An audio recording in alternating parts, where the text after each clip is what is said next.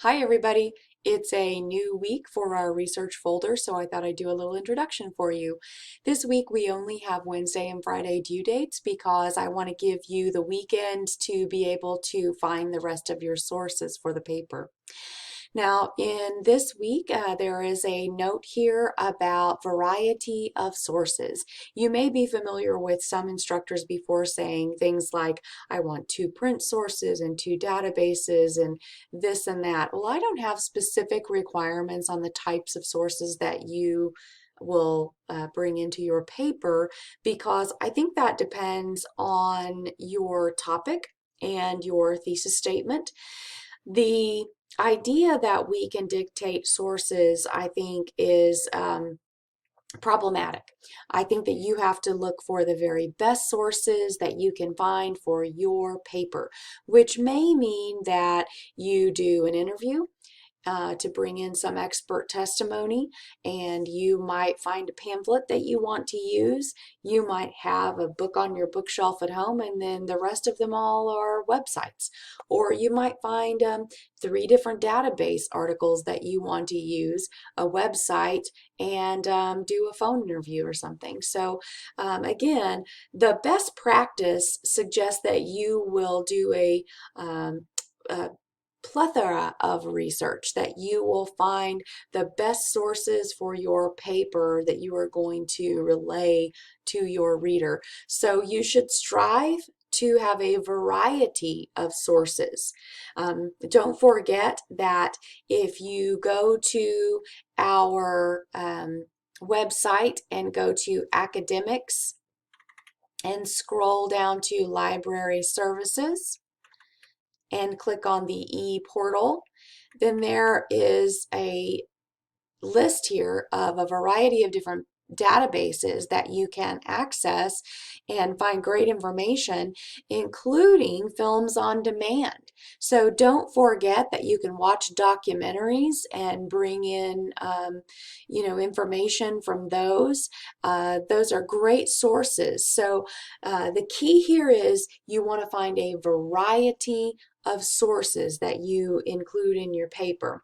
And then, of course, obviously, the databases, if you are not on campus, which I don't think any of you are now, you can find the passwords to those if you go to your course menu and look at the institutional resources. The passwords can be found there.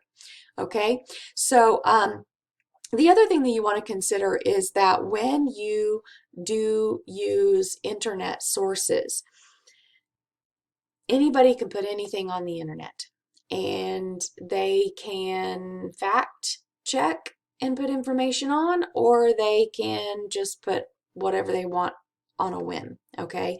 So it's incredibly important that you check your sources' reliability. So there is a video for you to watch on using the CRAP test. That is a good way to evaluate whether or not you want to use a particular source for your paper.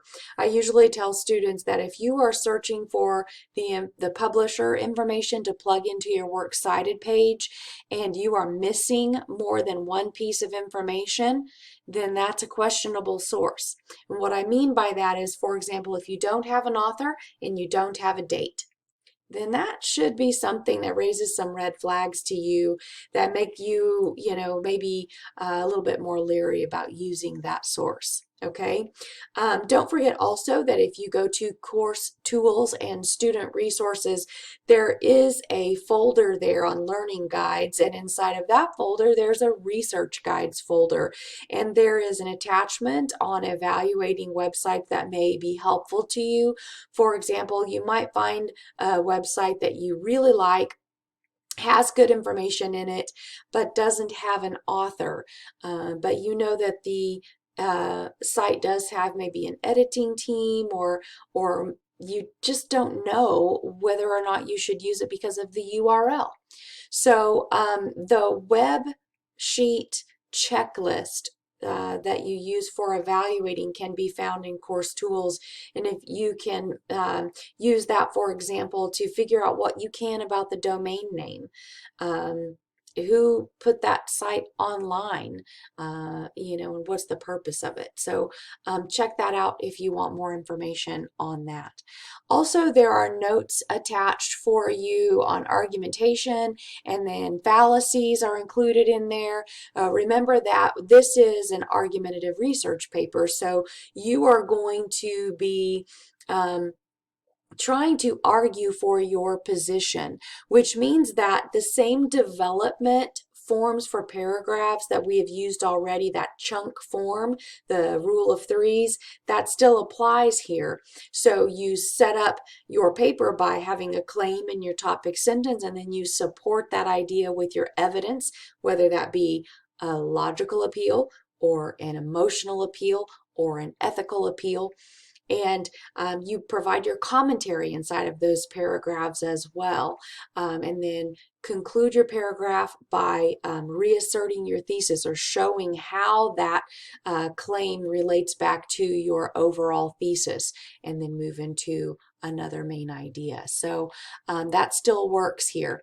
Then there are some notes on paraphrasing, quoting, and summarizing that I want you to be familiar with, as well as an attachment on the common works cited for in-text citations. It shows you what that looks like. So in the body of the paper, you'll stop and put the author and page number, for example, in parentheses at the end of your sentence, and then the period. Don't forget that the citation is part of your sentence, so you shouldn't have a period in front of that citation.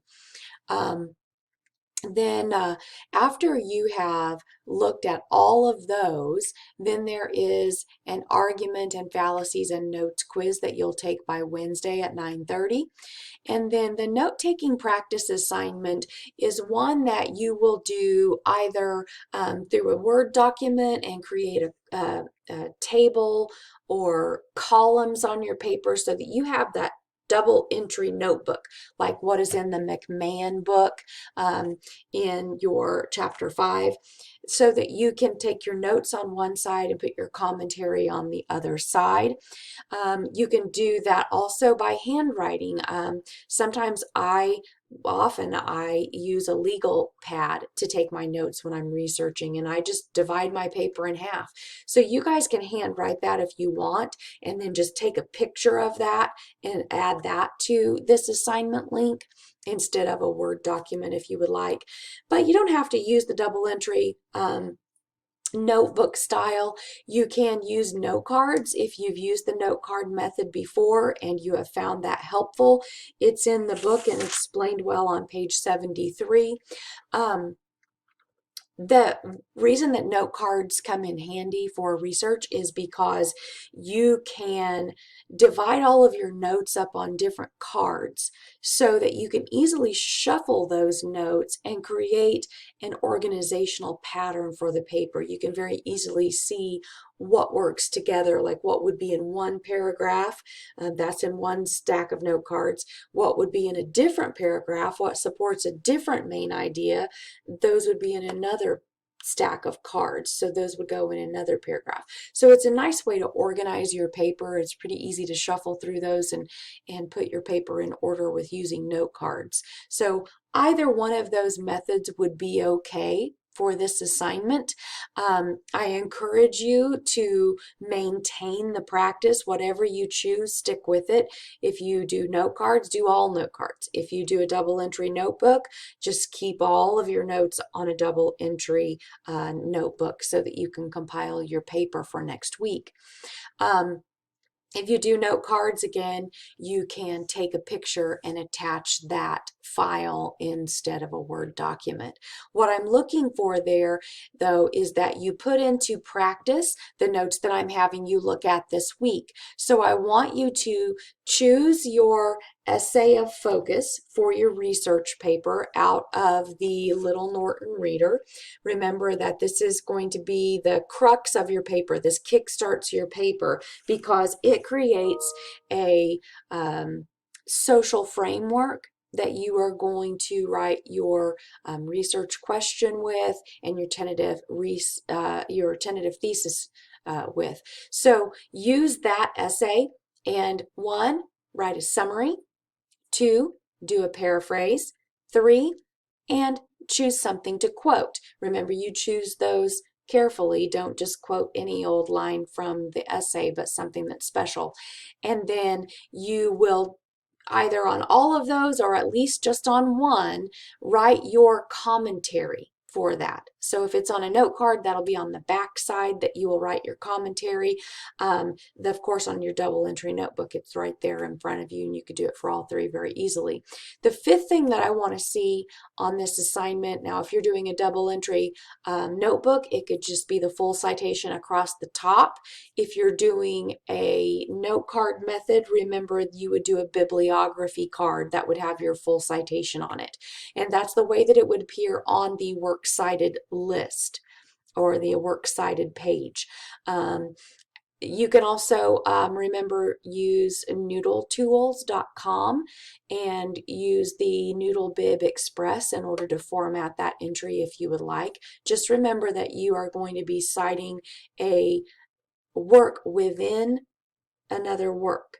So you're not going to cite the entire book by Goldthwait because you're not using the entire book for this assignment. You are just using one essay inside of it. So make sure that you adhere to the guidelines on that. Okay? That'll be due on Friday. For the rest of the weekend, you might review the requirements of the research paper, find the rest of your sources, continue to take notes. There will be a couple of things that you'll need to do next week before you turn in that research paper on Sunday, April 12th. But plan ahead, make sure you budget your time wisely, and as always, don't hesitate to let me know if you have questions. Have a good week.